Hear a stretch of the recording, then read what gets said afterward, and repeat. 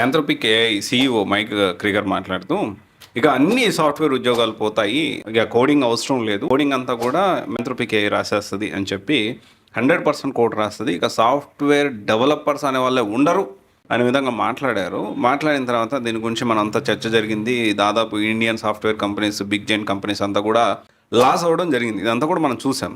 అయితే ఈ డిస్కషన్ జరుగుతుండగానే ఇంకొక సైడ్ ఏం చేశారంటే యాంథ్రోపిక్ ఏఐ రిక్రూట్మెంట్ చేసుకుంటా ఉన్నారు. అయితే ఇక్కడ సాఫ్ట్వేర్ అవసరం లేదు అంటే ఇంజనీర్స్ అవసరం లేదు అని మాట్లాడిన ఇదే కంపెనీ ఇప్పుడు ఎందుకు రిక్రూట్మెంట్ చేసుకుంటా ఉంది అనేది సోషల్ మీడియాలో ట్రోల్ చేస్తూ ఉన్నారు. అయితే ఇక్కడ మళ్ళీ దానికి రిప్లైగా మాట్లాడుతూ వీళ్ళందరూ కూడా ప్రాంప్ట్ అంటే 100% ఇప్పటికి కూడా కోడ్ యాంథ్రోపిక్ ఏఐనే చేస్తుంది, రాస్తుంది.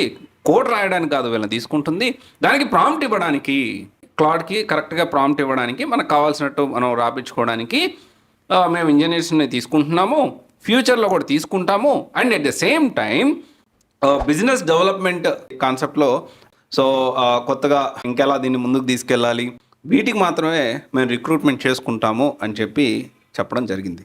ఇక్కడ ఈయన మాటల్లోనే 2 words మనం ఆలోచించవచ్చు. ఒక పక్క సాఫ్ట్వేర్ జాబ్లు అవసరం లేదు అంటూనే, ఇంకో పక్క వేరే జాబ్స్ క్రియేట్ అవుతున్నాయి అనే విషయం చెప్పకనే చెప్పారు. అండ్ ఇంకోటి వచ్చేసి ఏంటి అంటే కోడ్ అనేది ఫుల్ ఫ్లెడ్జ్డ్గా కూడా ఇప్పుడు రాయలేని పరిస్థితి అండ్ న్యూ జాబ్స్ క్రియేట్ అవుతాయి. అండ్ ఇంకోటి వచ్చేసి ఏంటి అంటే ఏఐ వల్ల కొత్త జాబ్స్ క్రియేట్ అవుతాయి. సో ఇది మనం అర్థం చేసుకోవాలి. ఎందుకంటే ఈ ఒక్క రోజే దాదాపు కొన్ని లక్షల కోట్లు on an average every Indian company around 6 to 7% అయింది స్టాక్ మార్కెట్లో. సో ఎంత విధ్వంసం జరిగింది ఫిబ్రవరిలో మనం చూసాం. సో ఐ థింక్ ఇది కూడా ఫిబ్రవరిలో రిలీజ్ అవుతుందేమో ఈ వీడియో. బట్ ఇది ఒకసారి ఆలోచన చేయండి. దీన్ని బట్టి కొంతమంది స్టూడెంట్స్ ఆల్రెడీ ఉద్యోగాలు పోతున్నాయి, ఇంకేం నేర్చుకుంటాం కోర్సులు మాట్లాడుతూ ఉన్నారు. జాబ్స్ పోతున్నాయి, కొత్త జాబ్స్ కూడా వస్తూ ఉన్నాయి.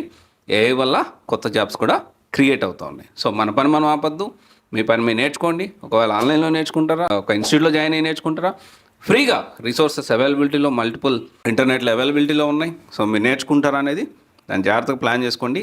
ఇక్కడ జాగ్రత్తగా మనం ఏదైతే నేర్చుకుంటున్నామో మన జర్నీని ఎక్కడ ఆగకూడదు.